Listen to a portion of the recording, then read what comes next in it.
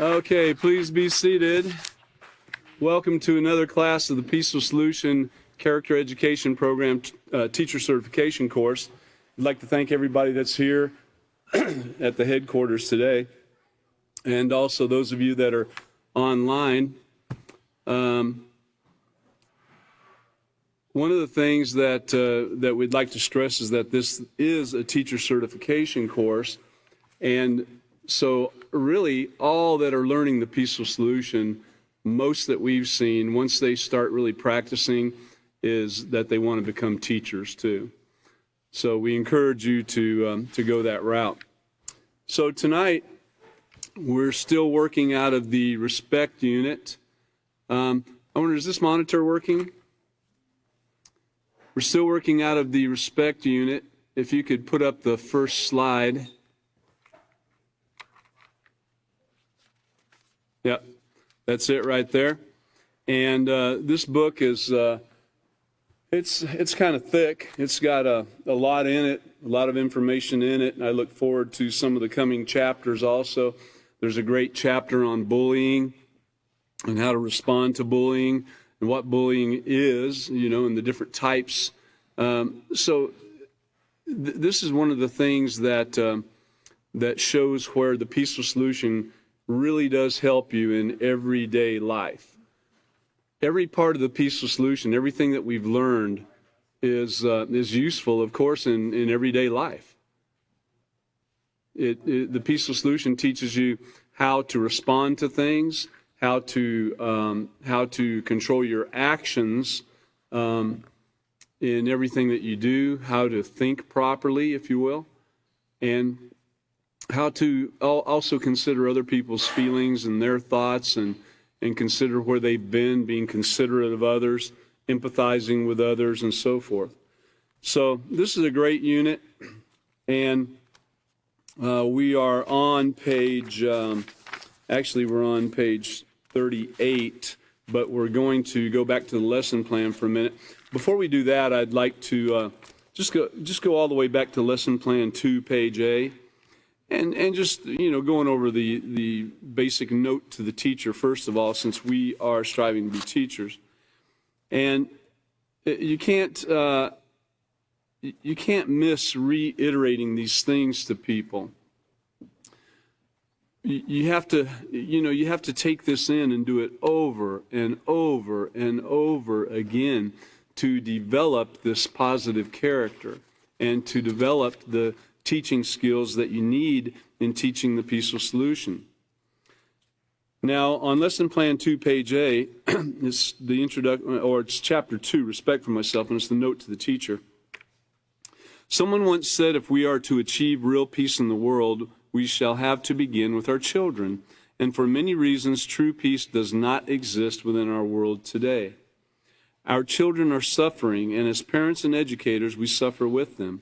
Back there where it says true peace does not exist within our world today, if you look at the way everything is designed around us, it's designed around war. From the time you get in kindergarten or even before, you're playing war games and playing video games, killing aliens or people or animals or what have you. And as time goes on, it only gets worse. So it is designed around war and competition, fighting, being all that you can be, going for the gusto. And there's no peace in that. And we're talking about true peace, a peaceful way of life. One of the things that those that are here around the headquarters of the Peaceful Solution that live nearby and come to the classes, they get an opportunity to see what true peace is. But anyway, we can't be there to protect our children at all times, so we need to instill into them a sense of worth. By doing so, we can give them the skills to make moral, respectful choices and to cope in a disrespectful society. All of this society is disrespectful. That's what we're talking about.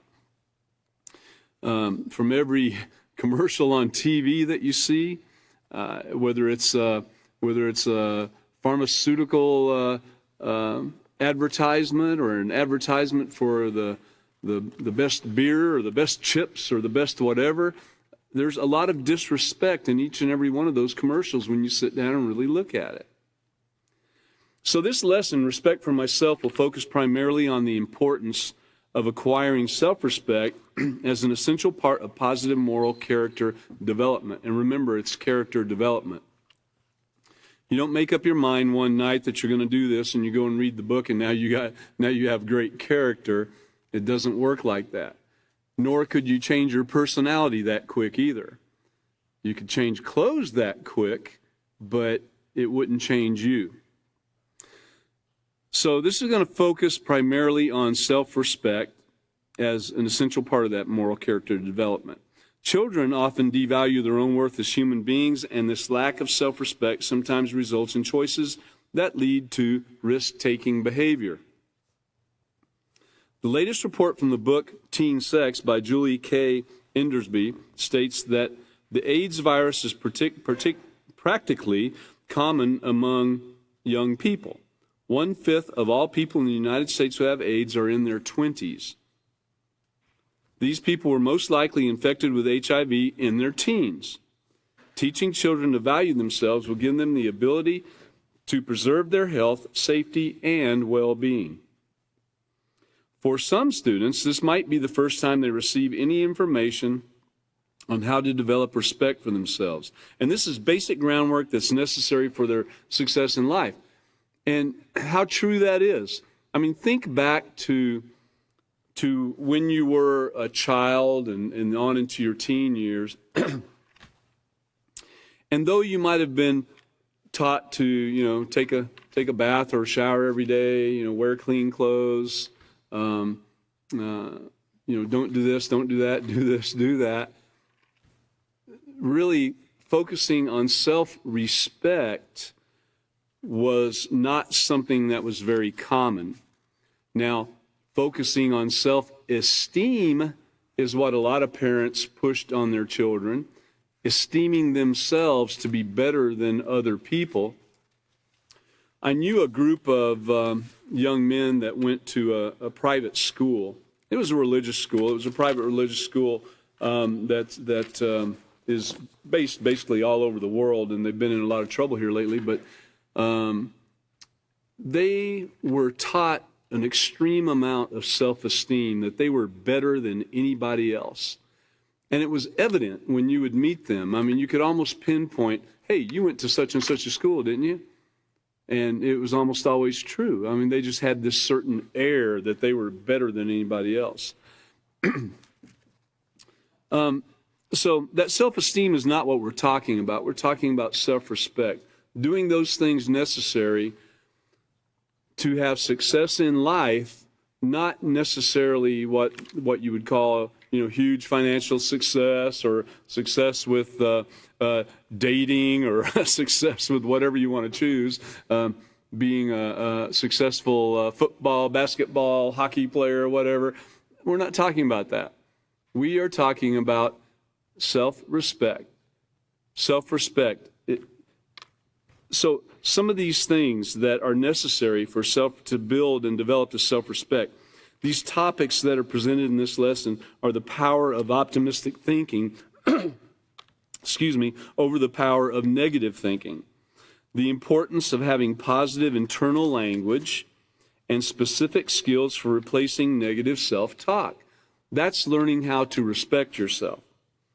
Our suggestion is to pay attention to the needs of the students, emphasizing and reiterating where necessary to ensure that students end the lesson with a firm understanding of how to develop and improve their self-respect. So to begin doing that, we're going to look at, we're going to continue on in the lesson plan, actually on lesson plan 2, page E. And in procedure number 9, in lesson plan 2, page E, you could show the slide, if you will. There you go. You might be able to read it. Introduce the idea, and it says to introduce this idea, meaning many people have not had the idea of self-respect actually taught to them, true self-respect. So we're introducing it to them. But introduce the idea of practicing proper hygiene and dressing. So proper hygiene, I would say, a lot of people have some certain practices like, showering every day and so forth, but it goes a little bit deeper than that. And then dressing appropriately. Now, this is something that pretty much is out of control. There's not a lot of dressing appropriately out there. And you can't, without dressing appropriately, you can't possibly be practicing respect for yourself. And you're encouraging disrespect to be shown to you if you're not dressing appropriately, whether it be skimpy clothing or whether it be shoddy clothing that's not clean and so forth. We'll get into that a little bit. But the proper hygiene and dressing appropriately is another step in the development of self-respect. And so we're going to have the students turn to page 38 in your handbooks and read the section entitled Taking Care of Yourself Physically. And then we'll have students to complete the activity on pages 39 and 40 and discuss the answers as a class if you're in the proper classroom situation. And explain that we often form opinions about character and personality of others based on their manner of dress. And we're going to see this towards the end of this particular chapter also. Emphasize that the clothes they choose to wear will help to define their self-respect and who they are as individuals. And that goes back to reputation and everything else. It's based a lot upon what people see the first time out when they first see you and get an idea of what you're about. So these are the things we need to do. We need to explain these things. We need to emphasize these things. And so what we're going to do is keep something in mind. Now, let's go to the next slide. Let's go to the next slide if we could. There we go. In this learning that we're doing tonight, every night, we want to remember the optimism and pessimism in our thoughts. It's so easy to have negative thoughts. I mean, you might not like the way I pronounce something tonight, and you have a negative thought come in your head and that thing kind of sticks with you, You might not like my tie. Who knows? You might not like where you're sitting, or is it too cold or too hot or whatever. You can always find something that you don't like and get some negative thoughts going through your head to distract you from what you probably ought to be learning. So let's take a look at this slide. Although thinking positively is important to how you treat yourself and others, many people must learn how to be optimistic, positive thinkers. Being optimistic is a positive character trait that will enable you to expect the best possible outcome from a situation and expect the best from others. You can expect the best from others, but it's not always going to occur exactly like you want it to. So then you have to be well trained and informed and practiced into how you're going to conduct yourself when it doesn't go the way you thought it should go. I mean, we have things occur to us every day that kind of go that way. I had something occur today that didn't go the way I would have liked for it to go, but I had to deal with it and, belly up and do what was right. Optimistic people are hopeful and encouraging to themselves and others. Pessimism, on the other hand, is a negative character trait. And we're trying to get rid of these negative character traits. A pessimistic person will always see what is wrong in a situation. Like last class, we talked a little bit about, have you ever been around somebody like that? Where all they see is the worst in every situation. Man, you get so tired of it, you want to run from there and get away from it. Because it's just total negative, condemnation, negative, criticism, all the time. It's just the worst thing. They're always going to bring that up instead of the great things that someone or something or some situation might have going for it. A pessimistic person will always see what's wrong in a situation, and he usually has a problem with almost everything and jumps to conclusions without getting all the facts. Now, this is where a lot of harm is done, jumping to a conclusion without getting the facts. But usually a pessimistic person also thinks that they can do no wrong and that they're always right. So not being humble also would lead them to think that they know exactly what took place, even though they don't have all the true facts about the situation.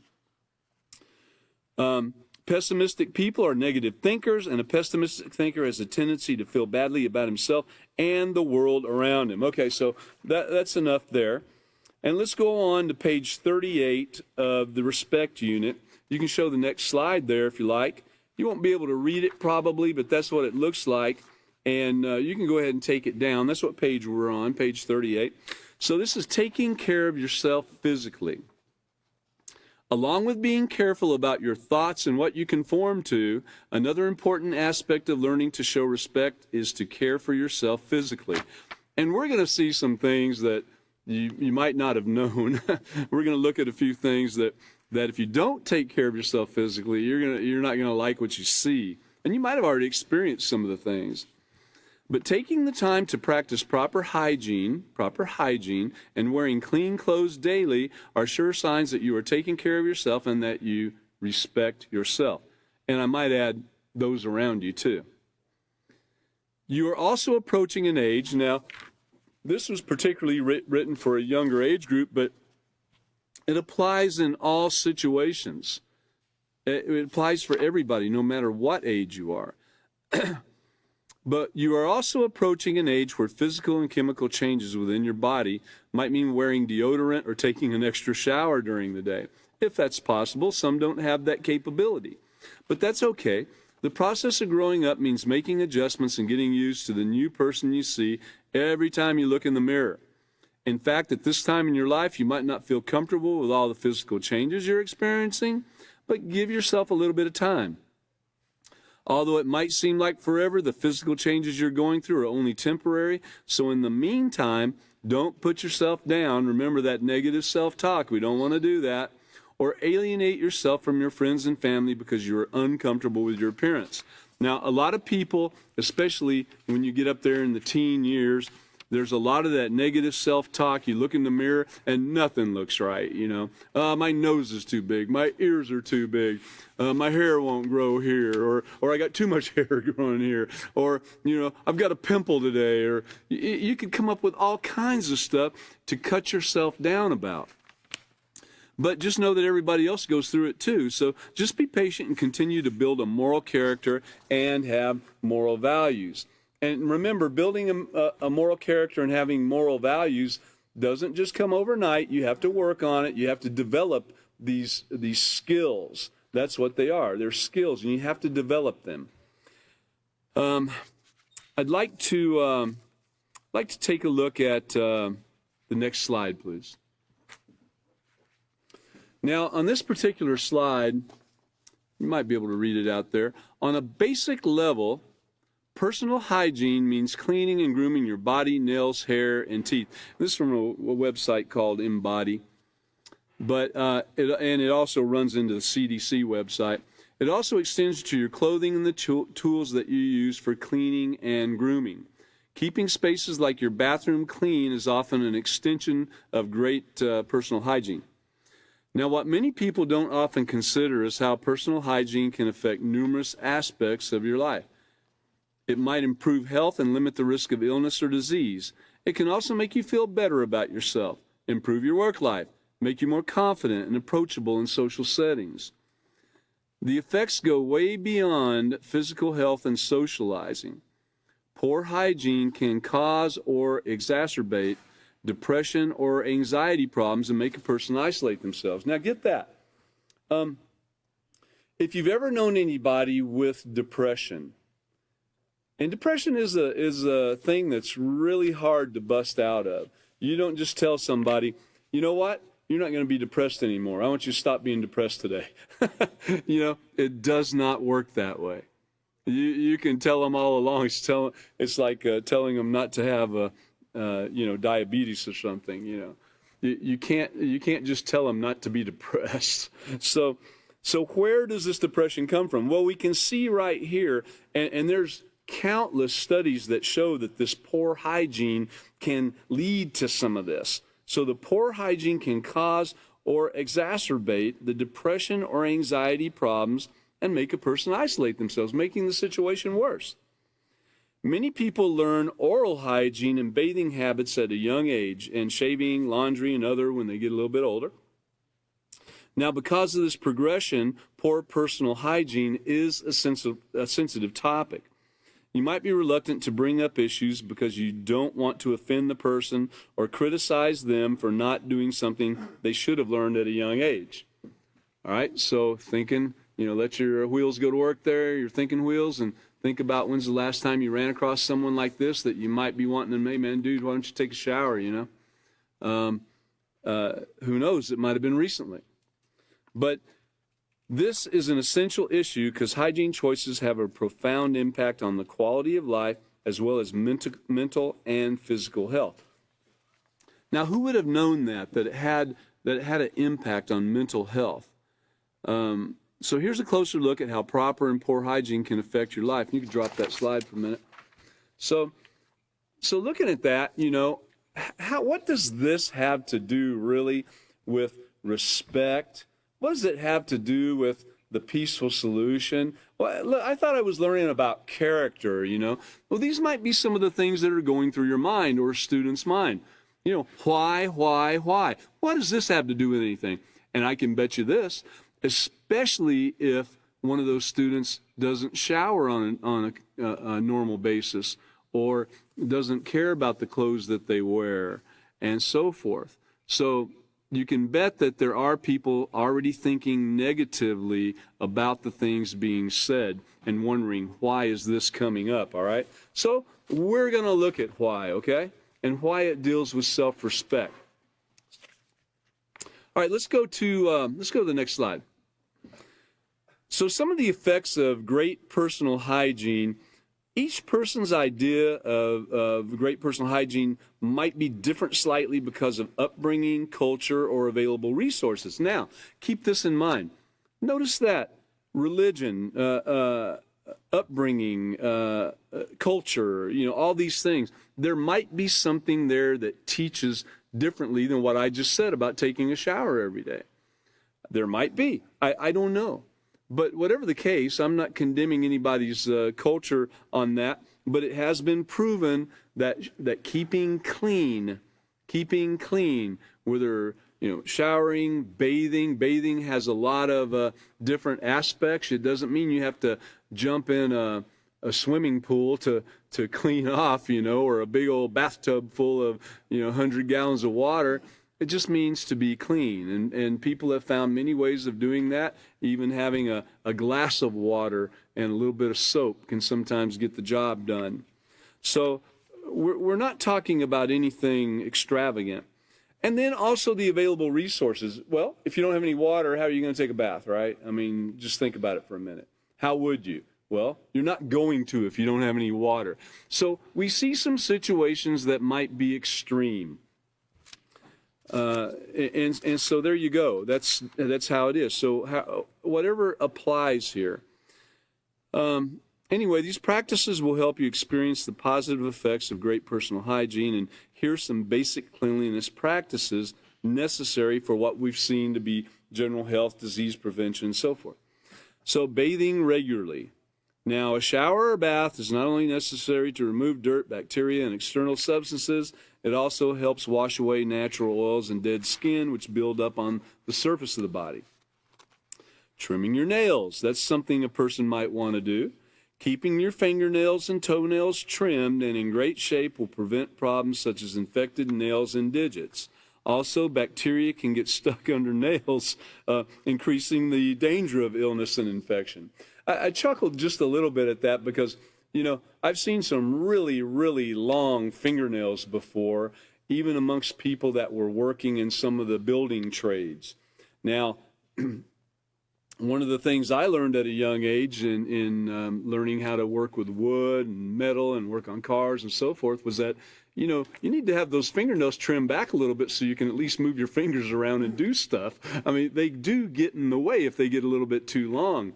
And then the second thing is, like it just mentioned right there, you can get stuff up under your fingernails, which is not great. And I'll just share with you one little tip. I've seen people that, from painters to mechanics, that have these little brushes, they hold in their hand, put soap on it, brush up under their fingernails and everything. You know what? I guess that works, but one of the easiest things that I've ever seen, and this was taught to me by an old painter, and we would get some really nasty paint on our hands. I'm not talking about latex paint from the house painting. I'm talking about some really severe industrial paint out there, and epoxies and so forth. And the easiest way that was found to get this out from under your nails and off your hands and fingertips and everything was just taking a normal bath cloth or any kind of cloth. The terry cloth works really well because it's got the little bumps on it, the weave, I guess. And, coat that thing with soap, and then you just cup it in your hand and you go crazy with it, okay? And this is serious. I know, if you were kind of giggling about it and everything, but I'm dead serious about this. It works, and it works better than anything out there, including those little brushes that you'd think would go up under your hand. But it works very, very well. So if you were wondering how to get that nasty stuff out from under your fingernails, whether it be grease or whether it be paint or whatever, there you go, okay? It really does work. Try it. You'll see that I'm right. So brushing your teeth, most dentists recommend brushing teeth 2 or 3 times a day. And you can also floss their area, between your teeth and so forth. And, this is something that's taught to us at a young age. There's different cultures that don't even practice brushing their teeth. And some of those people have some of the healthiest, whitest teeth in the world. But they do it differently. They just clean their teeth differently. It doesn't mean they don't clean them. They just clean it differently than what we might have been taught to do here in the States. So I'm going to say cleaning your teeth, okay, for proper oral health. It limits the bacteria and helps prevent tooth decay and so forth. And then washing your hands, and we just talked about that a little bit with the trimming the nails, but it keeps you from contaminating food and getting unwanted bacteria and viruses to others, so keep that in mind when you're doing that. And it looks pretty gross too, when you're up here and pointing this stuff on the overhead or wherever you're at, if you're teaching a class and you got, paint and grease and everything all on your hands and all, it looks kind of gross, and people are wondering, hey, that guy's not practicing what he's preaching, is he? Remember, our actions do teach. So keep that in mind. They teach quite a bit. People are always watching. So these practices provide a solid base for personal hygiene regimen, okay? And so just moving on to the next slide, if you will. These are a few things that this personal hygiene, the way it helps prevent against illnesses. Now, some of these you might not have noticed are part of bad personal hygiene, but some of them you'll recognize.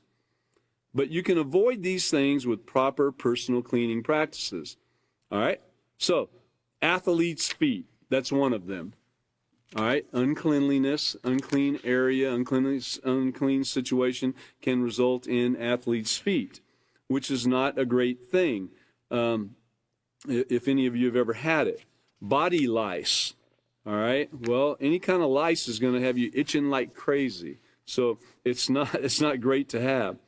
Well, here's one for you. Chronic diarrhea. Well, that's not great to have. How would you ever get any work done? I mean, if you got diarrhea all day long, I'm sorry to get a little gross here. Not if you're eating and watching this, I'm sorry, but it's not great to have. And this is one of those things that it's a fact of life. Bad personal hygiene can lead to this thing, which is totally bad to have, okay? Tooth decay. Imagine what that would do for you socially also. But tooth decay, gum disease, I can't even pronounce this last one, but it's inflamed, or this other one, inflamed hair follicles. And then pinworms. Pinworms, really? From not washing my hands, from not taking a bath or washing up, from having wearing the same clothes over and over and over and over again, with all the sweat and grime and everything building up in it, we can still work on keeping clean no matter what our situation is, and it might be harder for some than others. I'm sure it's quite easy for some to throw their clothes in a washing machine or dryer and be done with it. Others might have to wash their clothes by hand and hang it out on a line or something. It might be raining that day and it won't even dry. So there's all kinds of situations that we have to deal with. It's just another fact of life, We just have to belly up and do it. Scabies. Scabies is known quite a bit in babies when the babies are not kept clean and bathed and everything, clean clothes. Urinary tract infection. For those of you who don't know it, as simple as that might sound, a urinary tract infection can lead people to think that you are crazy. I mean, totally out of your mind. A urinary tract infection can have you hallucinating, doing crazy things, saying crazy things to people, and you won't even know what you're doing. It can eventually kill you also. But really, it's an amazing thing when you think someone has just totally flipped their lid or they're on drugs or something, and they go to get diagnosed, and they find out that they have a urinary tract infection. And with a little bit of whatever the cure is, I know some have done it with cranberry juice and so forth, but they get better really quick. Keep that in mind. Just because someone's talking crazy, that might be what's wrong with them. They might have something as simple as a urinary tract infection. And then ringworms. Now, even something as simple as hand washing can have a significant positive impact on your health, according to the World Health Organization. Hands are the main surface for disease transmission. And get this, I know I was kind of laughing about it a minute ago on the chronic diarrhea, but in many places, diarrhea from disease is the main cause of death for children. Now it's not a laughing matter. However, a review of data by the CDC showed that hand washing with soap can cause a 42 to 47% reduction particularly in children. I mean, that's amazing. Almost a 50% reduction in these deaths of children just by washing the hands, okay? All right, so I'd like to go to the next slide. Let's skip there for a minute, and let's skip that slide and go down to the first picture slide that shows some of these diseases. There you go, right there. Okay, so what we have there is images for pinworms. Now, as you're looking at those, they can cause, remember, the pinworms can cause all kinds of things and havoc in your body. I don't even have a list of all of them here tonight. It gets pretty entailed. But look at the different size and shape of them and the different conglomeration, like there's a big old bunch of them right there in some kind of bodily orifice. I'm not sure what it is. But, one of the things with pinworms is certain hidden parts of your body, a lot of scratching and itching, especially at night and so forth, that might be a sign that you might have pinworms. It might be something to look into. I know I'm getting a little gross with this thing, but I mean, really, these things, especially in schools, children get into this stuff all the time.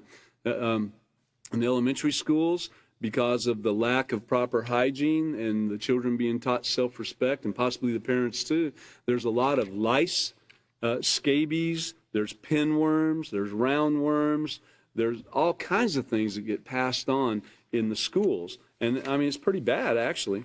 Let's see the next picture there. And the next picture, the next slide. Okay, this is a picture of roundworm right there. Or ringworm, I said roundworm, ringworm. But right there. And it can form in many different places of the body, in places that you never even thought. It could even form on your face, or particularly, like under the arm there or something where the body meets, Let's show the next picture.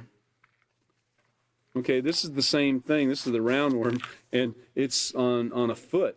Now, that's going to be hard to heal right there. It's pretty nasty, but that's going to be hard to heal. And, some of these things, like we said, can be improved merely by proper hygiene.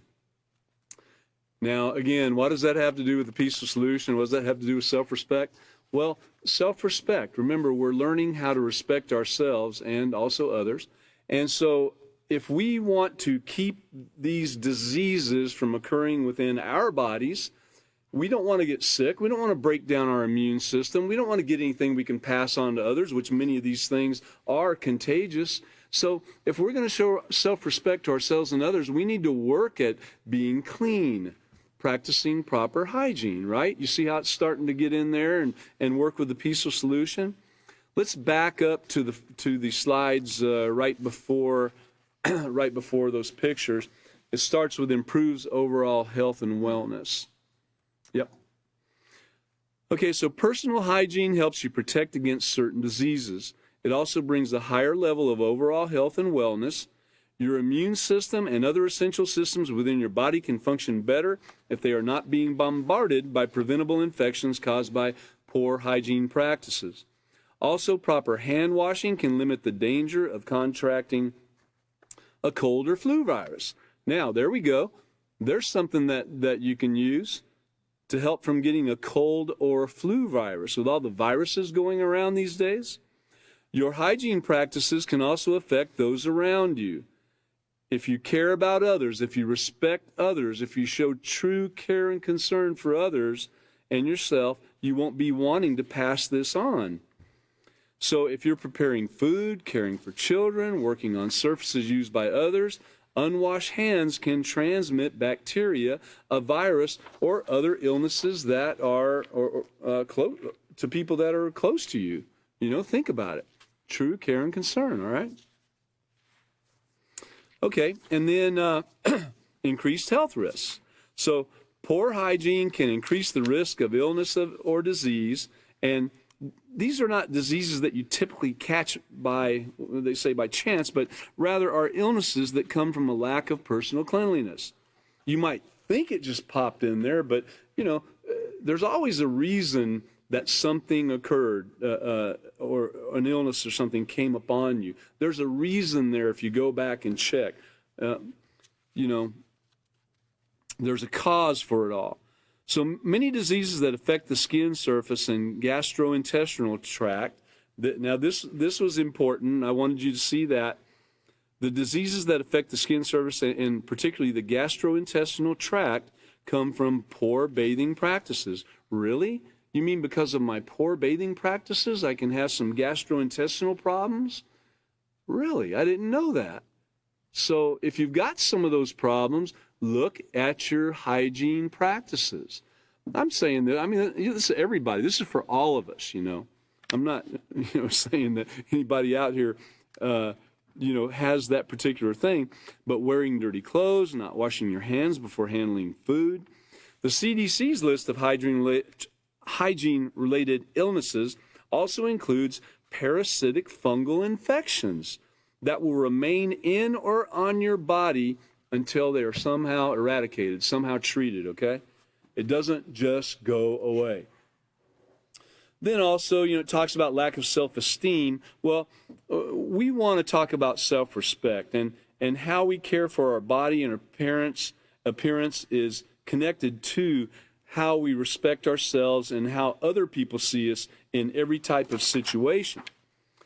So again, some of those hygiene-related diseases that we'll just read real quick are athlete's foot, body lice, chronic diarrhea, tooth decay, head lice, hot tub rash, lymphatic filariasis, pinworms, lice and crabs and scabies and swimmer's ear and trachoma, the recreational water illnesses, which are really bad. You can get flesh-eating bacteria. There's all kinds of stuff there. In fact, if you've got pinworms and any of these things listed above, it's recommended that you kind of watch for others and don't join in in the local swimming pool. Keratitis and then ringworm, you know, these are some more of those things. And okay, so let's go to the next slide. Now, this is the rest of page 38, the next slide there that, can you go one more? Right there. All right, so this is the rest of page 38 there, the bottom section, and, excuse me, where it says 35 at the bottom. That's not true. It's page 38. But taking care of yourself physically involves not only cleanliness and acceptance of your physical changes, but it also involves the way you dress. Now, this is important for everybody, especially young people. Dressing appropriately or modestly is crucial to your self-respect. And the fashion industry depends on people to conform to the latest styles in order to fit in. Now, as you get a little bit older, It doesn't mean quite as much to you as it might have used to. But I know, when you're teens, again, you're looking in the mirror and everything you can find bad about yourself or you think is bad, and your negative self-talk, and you want to fit in with everybody else and be fashionable and everything. But girls, be careful about the style of clothes that you wear. And if they're skimpy or short, you'll be compromising your self-respect. There's all kinds of stuff that can occur because of that one situation. And then boys tend to think that girls are easy if they dress inappropriately.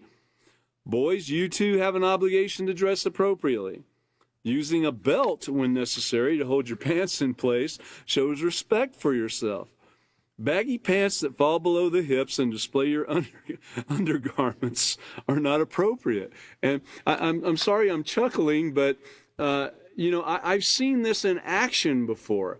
I saw a group of young men outside a convenience store. You can drop that for a minute, the slide. But I saw a group of young men outside a convenience store, not only on one occasion, but on multiple occasions. But in this case, they were walking along and they could barely shuffle their feet because literally their pants and their belt, they even had a belt, but it was like almost to their knees.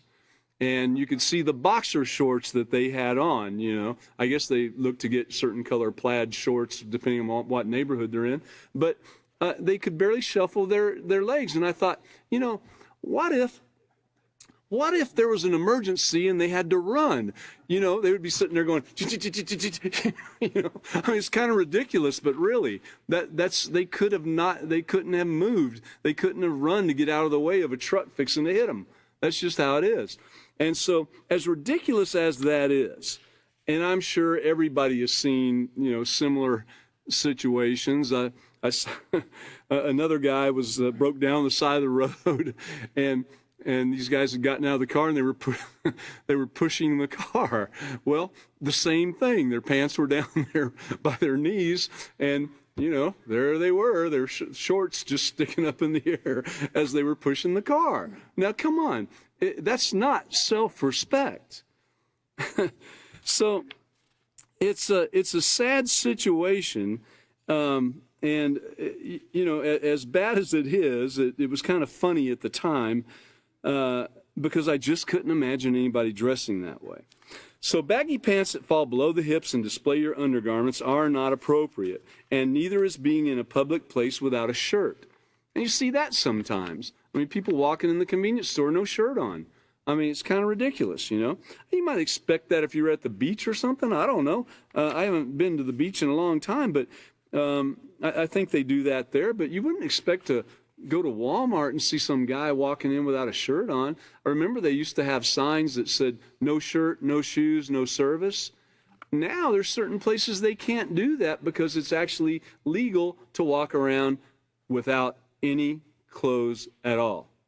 I don't want you to really, I was going to say imagine that, but don't do that. But just know that in certain areas of the United States, you can walk on public streets where there's women, children, men, whatever, without any clothes at all and not get arrested. It's kind of ridiculous. That is not showing self-respect. But both males and females has a responsibility to respect themselves and each other by dressing appropriately. Now, that's a lot to kind of take in for the moment, okay? Let's drop back and look at page 30 for a minute in our respect manual. You can go to the next slide. I think I've got it in there, yeah.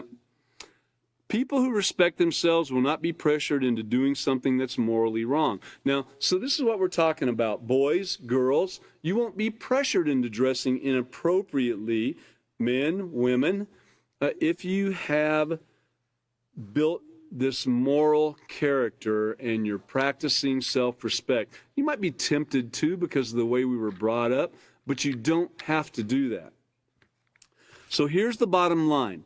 Negative conformity in the form of peer pressure can cause you to make choices that you would not make on your own. Remember, peer pressure is strong, whether it's positive or negative.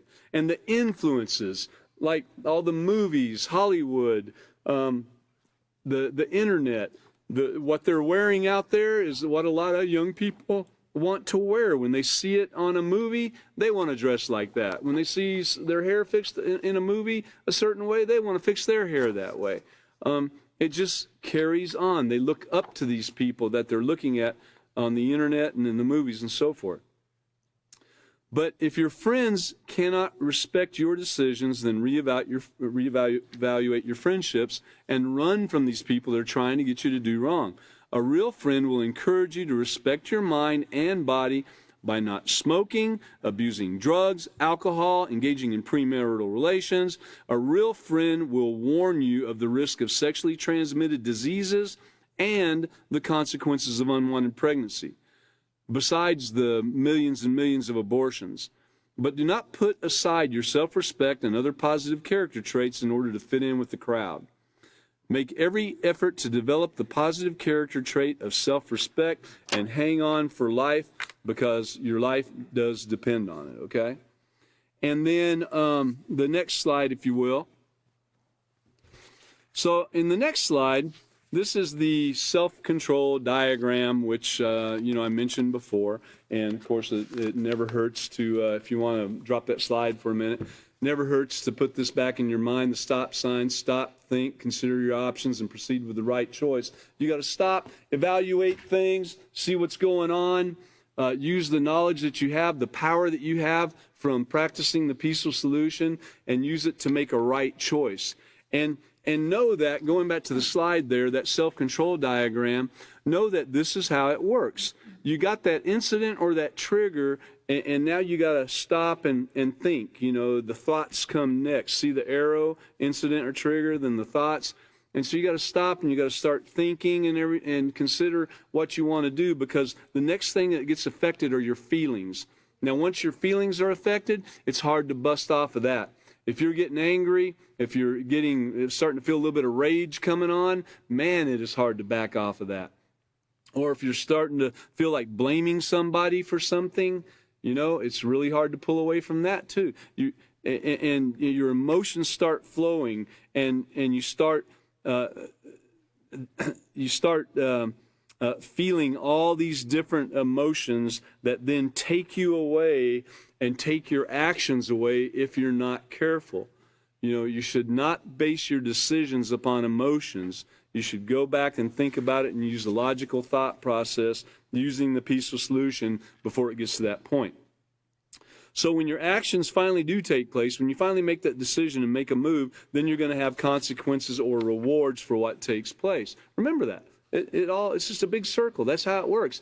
There is no getting away from that. That right there that you're looking at on the screen is exactly how it works. So you have some knowledge knowing that most people don't even know. Oh, they might have an idea that, he made me really mad, or, stuff like that. Well, no one made you mad. You got mad by your own decisions, or if you let your feelings take control. And so show us the next slide, please. Remembering that the attitude that you have, whether it's an attitude of optimism or pessimism, has an extreme effect on how you conduct yourself, how you think about things, how you're able to practice the peaceful solution, your actions. The attitude of optimism and the attitude of empathy and respect and care, the care and concern, and the attitude of acceptance, and all these things work together. And so you have to remember that forms your attitude, that people can look and see, hey, he's a great attitude, Okay, let's go to the next slide. So the other thing about this dressing appropriately, it can lead, the first impressions, Take a look at that picture right there, and if you were, say, looking to hire somebody for a job in your retail store, for instance, well, which one would you think about hiring merely by his looks right there? Now, we're not telling you to do that. We want to know about a person's character. But already, just because of the first impression I get here, I already see an X there by one, because I know that he's not really practicing any self-respect. So I'm not looking for the rest of it to be very great either, probably. At least on the other one, we can look at this person is properly dressed for a job interview if it's, in the proper situation. He's properly dressed for that interview, and so he's already made it past the first hurdle, that our first impression is one that is, a go. And now we can go to work at finding out a little bit more about the person, about the personality, and about their character too. Because personality does also have an effect on how we deal with people. That's the first thing we see about somebody, that outer aura that they have, okay? But we don't want to base our decisions on just personality. We want to look at their character too. So think about it a minute. What would you think about one or two of those people? What kind of first impression do you get about the person on the right that has the bandana around his head and the sunglasses on? What impression do you get about that person? If you were walking down a street at night in the city and you were walking up on one of these two, what impression would you have then? Just think about it. Not everybody's going to have the same thing. You might be thinking, hey, man, I dress like that if I'm walking down the street in the city. Well, okay, so you might not have a bad thought about the guy with the bandana on, You might be more scared of the guy in the suit. I don't know. But think about it a little bit. Most people would tend to think there was less danger running up on the guy in the suit, I believe. Let's look at the next slide. And, it has a place there for you to write down your thoughts if you want to, but many of you are thinking about it right now as we speak. So on the next slide, what would you think about the two separate women there? If you saw the woman on the left with the, the tight clothes on and all decked out like that, what thought would you have about her and what her character might be? We can already see there's no self-respect being practiced there. Now, some of you might be dressed that way right now. I mean, I can see right here at the headquarters here, I don't see anybody dressed like that. But there might be some of you on the internet out there that are dressed that way now. And all I can say is you've got to make decisions for yourself as you learn, as you find out about self-respect and what it really means and the benefit it can be in your life. And as you look at the person on the right, what would be your thought about that? What would be your actual thoughts about that person's character? Well, we can see right off the bat that they do practice, at least in their modest dress, some self-respect. So that's a green light right there. We can see, it takes a lot of different steps to see what a person is about. And let's look at the next slide. Now, this is going back to page 28. It says the dark side of conformity and peer pressure. So this is going back to this again about the peer pressure regarding the dress, the inappropriate dress and so forth. So having friends with whom you're comfortable with is an important part of growing up, and for the most part, conformity can be harmless and even positive in some cases. It becomes a problem, though, when you feel pressured to act in a way that could jeopardize your health and safety or others' health and safety, too. And so it's just a reminder. You can go back and look at that page for yourself and go through it with a little more detail.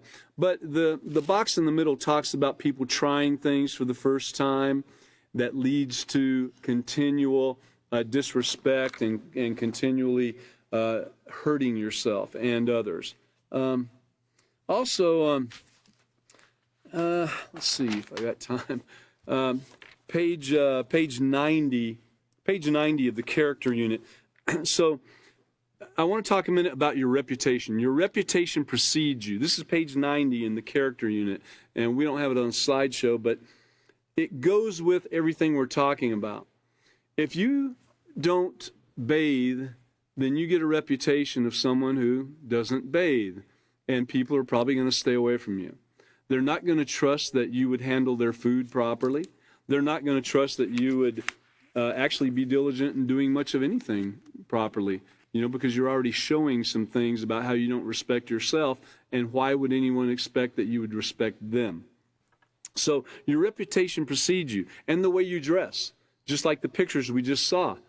Well, a person gets a reputation. You could say the guy was dressed, possibly as a thug, or he must be in a motorcycle gang, or he must be, you could come up with all kinds of things with those first impressions, but then the reputation that goes along with it, and like the way the girls were dressed in that picture right there.